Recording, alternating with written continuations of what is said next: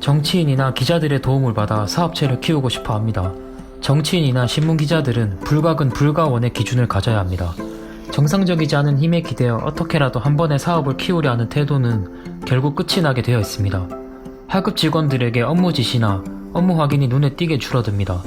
지시를 내리고 관리를 할 사람이 사라졌다고 볼 수 있기에 이런 경우는 아주 심각한 상황입니다.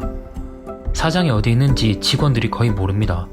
여자를 만난다거나 도박을 하거나 사업이 더 이상 살아남을 수 없다고 생각하는 상황입니다. 고급 취미에 관심을 가지고 그림, 자동차, 정원수 등과 같은 것에 빠집니다.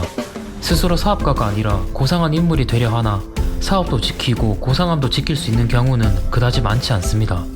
특히 자수성가한 사람이 이러면 이대까지 갈 수도 없습니다. 연예인, 정부, 고위 관료, 정치인들과 어울리기 시작하고 그것을 자랑하기 시작합니다. 자신의 가치를 그런 유명인과 동일선상으로 높이고 싶은 마음이지만 들어가는 돈에 비해 이득이 없습니다. 가장 부실한 투자 중 하나입니다. 사장 주변에 새로 사귄 친구들이 안내도 받지 않고 회사를 들락거리기 시작합니다. 회사 내 정규 라인이 사라지면 이렇게 됩니다. 직원의 권위가 존중받지 않고 이런 사장의 친구들이 늘어나면 직원들에게 지시하는 친구들도 생깁니다. 사장이 사장직을 전문 경영인으로 대신하고 회장이나 다른 타이틀을 모으러 다니기 시작합니다. 경영보다 타이틀에 관심을 가진 사람이 다시 경영으로 돌아오려면 한번 망해야 가능합니다. 신문이나 잡지에 팔짱을 끼고 찍은 사진이 나오거나 방송 출연이 잦아지기 시작합니다. 세상에 나를 자랑하고 싶거나 동창들에게 칭찬 전화를 받고 싶은 마음이 커질수록 한때 성공했던 사람으로 남을 가능성이 가장 큽니다. 경쟁자들을 얕보고 공공연히 무시하기 시작합니다. 경쟁자를 무시하는 것은 자기 사업의 산업 자체를 욕하는 것과 같습니다. 그 산업에 애정이 사라지면 사업도 사라집니다. 가족들이란 이유로 요직에 들어오고 임원 자리에 측근들로 가득 차기 시작합니다. 가족과 측근이 많아지면 유능한 직원은 미리 포기하고 나갑니다. 머리는 엄청 크지만 허리도 다리도 없는 이상한 동물들은 결국 죽고 맙니다. 과식과 폭식하는 습관을 계속 버리지 못합니다. 이런 습성은 건강을 해치고 맑은 생각을 결코 갖지 못하게 합니다. 판단할 머리도 일할 몸도 사라집니다. 하늘도 이런 사람을 돕지 않습니다. 세상을 함부로 대했기 때문입니다.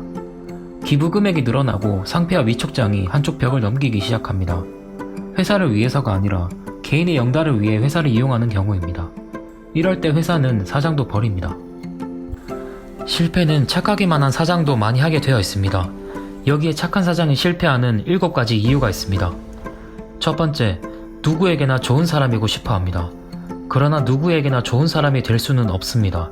때때로 냉정하고 단호하게 대처하고 싸워야 할 때 물러선다면 가장 가까운 가족, 친구, 직원들이 그 피해를 입습니다.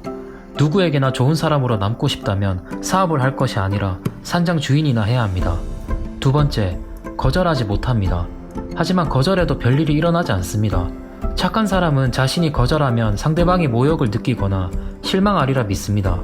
그러나 대부분의 정중한 요청들은 거절을 받아들일 준비를 하고 있으며 욕심이 섞인 부탁들은 들어줘도 비웃거나 심지어 뒤로 돌아서서 욕을 합니다. 거절에도 연습이 필요합니다. 막상 해보면 별것 아닙니다. 오히려 적절한 거절은 우리의 가치를 높일 수 있습니다. 세 번째, 쉽게 양보합니다. 사업에서 양보는 파산입니다. 양보는 명분이 있을 때만 해야 합니다.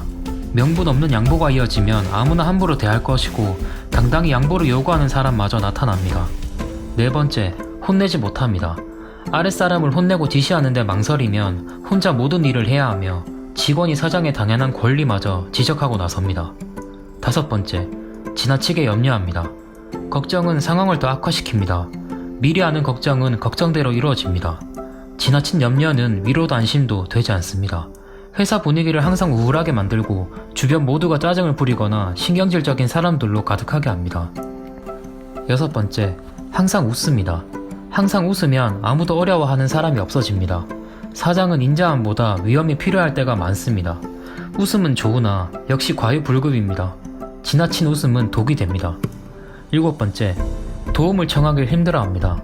세상에 혼자 할 수 있는 일은 극히 드뭅니다. 손이 엉덩이에 닿는 것은 화장실 정도는 혼자 가라는 뜻입니다.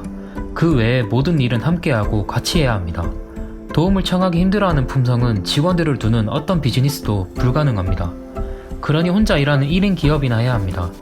사장은 결정하고 지시하고 확인하는 업무를 일상적으로 진행해야 합니다. 착하기만 한 사람은 사업을 원활히 할 수 없습니다. 착한 것은 항상 좋은 것은 아닙니다. 착한 것은 세상이 다 착할 때만 좋은 것입니다. 그러나 세상은 한 번도 다 같이 착해 본 적이 없으니 두려움 없이 착함을 조금 버리시기 바랍니다. 그래야 내 가족을 포함한 주변에 있는 사람에게라도 착함을 유지할 여력이 생겨나는 것임을 기억하셨으면 좋겠습니다. 인생 최적화였습니다.